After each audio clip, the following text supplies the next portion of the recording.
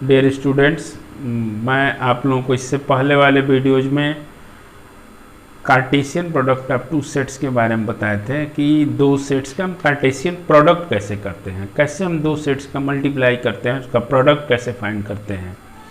तो उसके बारे में हम आप लोगों को बता चुके थे। अब हम रिलेशन पे चल रहे हैं। रिलेशन के बारे में बताते हैं कि रिलेशन क्या होता है, क्योंकि हम लोग का मेन टॉपिक रिलेशन था और इस रिलेशन का मतलब उस क्रॉस प्रोडक्ट से है, Cartesian product of two set से है।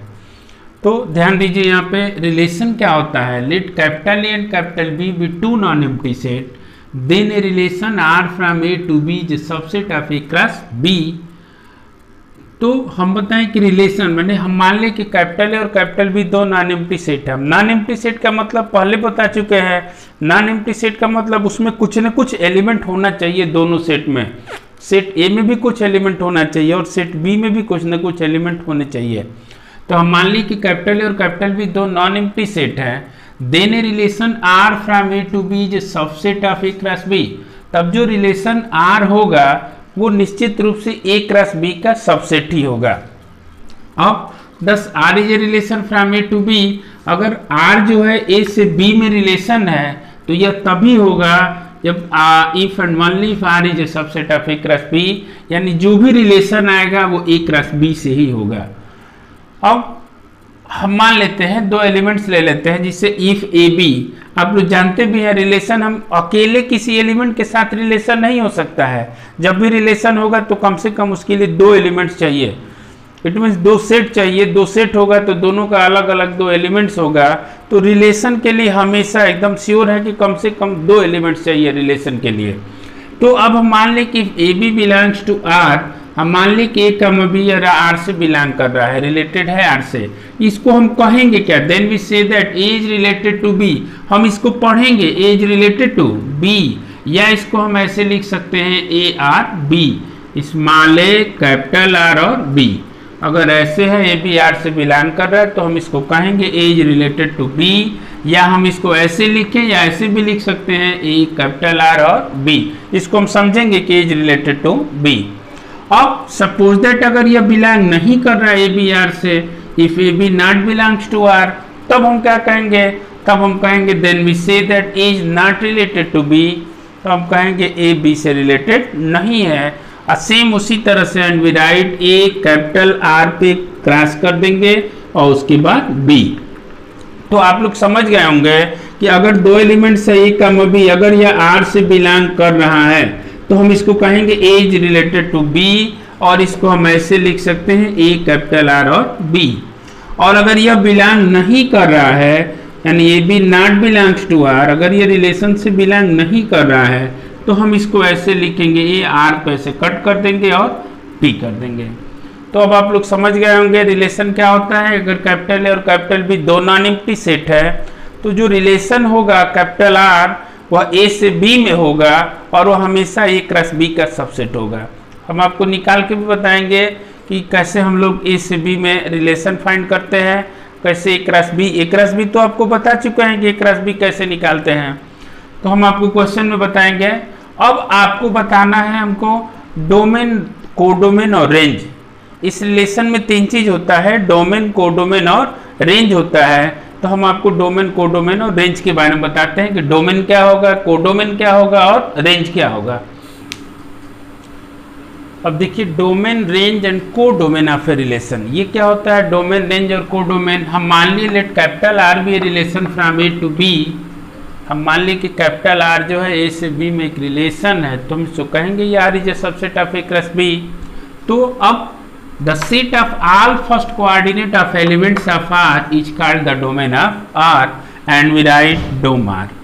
यानी जो रिलेशन का पहला एलिमेंट होगा, जो फर्स्ट एलिमेंट होगा, उस फर्स्ट एलिमेंट को हम उस रिलेशन का डोमेन कहेंगे और उसको डोम आर से रिप्रेजेंट करेंगे हम लोग। तो क्या बताया है कि जो रिलेशन का पहला एलिमेंट होगा, रिलेशन का जो फर्स्ट एलिमेंट होगा, उस फर्स्ट एलिमेंट को ही हम लोग डोमेन कहते हैं और इसको हम ऐसे रिप्रेजेंट कर सकते हैं डोम आर से। अब the set of all second coordinate of elements of R is called the range of R and we write range R. यानी रिलेशन का जो दूसरा एलिमेंट होगा उसको हम लोग रेंज कहेंगे और उसको रेंज आर से रिप्रेजेंट करेंगे। तो आप लोग याद रखेंगे, जो रिलेशन का पहला एलिमेंट होगा उसको डोमेन कहेंगे, रिलेशन के दूसरे एलिमेंट को रेंज कहेंगे, और जो सेट बी होगा, अभी हम लिखवाए हैं कि let capital R be relation from A to B, तो जो दूसरा सेट बी होगा उस सेट बी को ही हम लोग कोडोमेन कहेंगे और इसको वही कोडोमार से रिप्रेजेंट करेंगे, कोडोमार। तो फर्स्ट जो रिलेशन का एलिमेंट होगा वो डोमेन कहलाएगा, सेकंड जो रिलेशन का एलिमेंट्स होगा उसको हम लोग रेंज कहेंगे, और जो दूसरा सेट होगा, सेकंड जो सेट होगा उस सेट को हम लोग कोडोम कहेंगे। आइए आपको एक एग्जाम्पल से हम बताते हैं। हाँ, ध्यान दीजिए, जिससे एक एग्जाम्पल रूप में हम ले रहे हैं आपको समझाने के लिए, ताकि आप ये समझें कि डोमेन क्या होता है, कोडोमेन क्या होता है और रेंज क्या होता है। बस इसको समझाने के लिए आपको एग्जाम्पल बताते हैं। जैसे suppose that A is equal to 1 2 3 दे दिया, बी इज इक्वल टू 4 5 6 दे दिया। अब इसी में आर इज इक्वल टू, अब हम बताएंगे ये भी कि आर कैसे निकालते हैं, लेकिन पहले आपको सीधा डोमेन कोडोमेन रेंज के लिए बता रहे हैं। अगर R is equal to suppose कीजिए 1 3 दे दिया, 2 4 दे दिया, 3 6 दे दिया, और सपोज कर लीजिए 3 5 हो गया। अब हमसे पूछा जाए, ये दिया है A is equal to B is equal to और आर भी दे दिया, रिलेशन कुछ भी होगा, हम ये रिलेशन इसमें नहीं बताएं कि किस रिलेशन से ये आया, हम मान ले कि ये आ गया, रिलेशन यही है। तो अब हमको यहाँ जानना ये है कि डोमेन क्या होगा, कोडोमेन क्या होगा और रेंज क्या होगा। तो अभी हम बताए हैं कि रिलेशन का जो फर्स्ट कोऑर्डिनेट होगा, जो पहला कोऑर्डिनेट होगा, उस फर्स्ट कोऑर्डिनेट को ही हम लोग डोमेन कहते हैं। तो देखिए इसका फर्स्ट कोऑर्डिनेट है 1 2 3 3 दो बार है, तो 10 बार भी होगा उसको एक बार हम लोग लिखेंगे, यानी इसका जो डोमेन हो जाएगा यह होगा 1 2 3, यानी जो पहला कोऑर्डिनेट है उसी को हम लोग डोमेन कहेंगे। देखिए 1 है 2 है 3 3 दो बार है, उसको एक बार लिखेंगे। अब अगर रेंज की बात करें तो अभी हम बताए हैं the set of all second coordinate of R is called range of R. तो यानी रिलेशन का जो सेकेंड कोऑर्डिनेट होगा, जो दूसरा कोऑर्डिनेट होगा, उसको हम लोग रेंज कहेंगे। देखिए सेकेंड कोऑर्डिनेट 3 है 4 है 6 है 5 है, तो यह हो गया 3 4 6 और 5।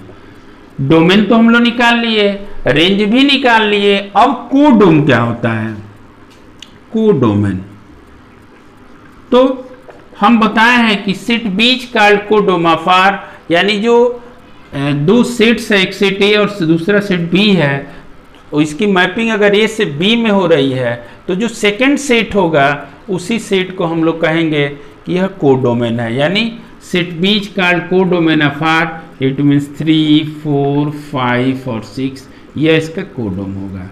अब आप लोग ध्यान देंगे, ये कोई जरूरी नहीं कि रेंज और कोडोमेन दोनों बराबर हो, ऐसा कुछ नहीं है। यहाँ तो इक्वल आ गया, दोनों जितना रेंज आया उतना ही कोडोम आया, लेकिन यह कोई जरूरी नहीं है। रेंज हम लोग सेकंड कोऑर्डिनेट को लेंगे और जो कोडोमेन होगा वो हम दूसरे सेट को लेंगे, जो सेकंड सेट होगा सेकंड सेट को कोडोमेन लेंगे। तो यह इक्वल हो भी सकता है और इक्वल नहीं भी हो सकता है। अब हम आपको इससे रिलेटेड एक क्वेश्चन बताते हैं।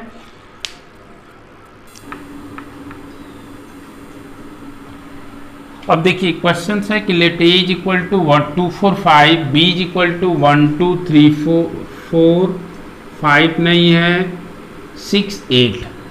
अब r is equal to x y such that x belongs to A comma y belongs to b and x divides y।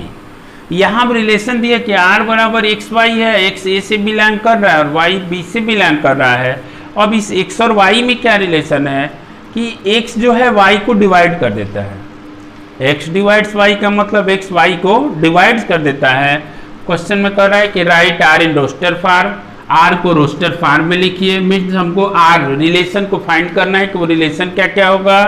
Number 2 domain find करना है, रेंज फाइंड करना है और इसका कोडोमेन फाइंड करना है। तो अब हम लोग कैसे, सबसे पहला काम write r in roster form, हम r को रिलेशन को रोस्टर फॉर्म में लिखेंगे। अब रिलेशन हमारा क्या है, relation r is equal to x y है, क्योंकि x पहले सेट से बिलोंग कर रहा है और y दूसरे सेट से बिलोंग कर रहा है। अब इसमें रिलेशन ये है कि x y को डिवाइड कर देता है, x जो है y को डिवाइड कर देता है। तो अब देखिए आर यहाँ पे क्या होगा, एक्स तो हम 2 ले लिए, अब देखेंगे कि इसमें यह 2 जो है किसको किसको इसमें डिवाइड कर दे रहा है। तो 2 को डिवाइड कर देगा, एक तो 2 का 2 के साथ हो गया। अब फिर 2 किसको डिवाइड कर देगा, 4 को डिवाइड कर देगा, फिर 2 6 को भी डिवाइड कर देगा, फिर 2 8 को भी डिवाइड कर देगा, एक हो गया। अब हम 4 चलते हैं, 4 2 को डिवाइड नहीं करेगा, 4 3 को भी डिवाइड नहीं करेगा, हाँ 4 4 को डिवाइड कर सकता है, तो 4 4 6 को डिवाइड नहीं कर सकता है क्योंकि डेसिमल में आने लगेगा, हाँ 4 8 को डिवाइड कर देगा, तो 4 8 हो गया। अब 5 से चलते हैं, 5 1 को डिवाइड नहीं करेगा, 5 2 को डिवाइड नहीं कर सकता है, 5 3 को भी डिवाइड नहीं करेगा, 5 4 को भी डिवाइड नहीं कर सकता, 5 6 को भी डिवाइड नहीं कर सकता, और 5 8 को भी डिवाइड नहीं कर सकता। तो बस यही रिलेशन हो गया आर, और यह रोस्टर फॉर्म में हो गया। हम बता भी चुके हैं पहले कि रोस्टर फॉर्म में जब उसको लिख के रिप्रेजेंट करते हैं तो वो रोस्टर फॉर्म होता है।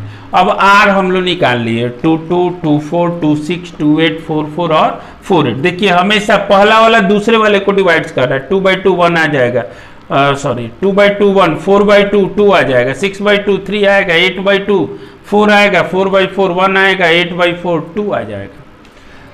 अब इसमें कोई ऐसा एलिमेंट नहीं है जो एक्स वाई को डिवाइड कर सके, तो हम लोग ले लिए यहाँ से। अब इसका हम डोमेन निकालेंगे, डोम ऑफ आर।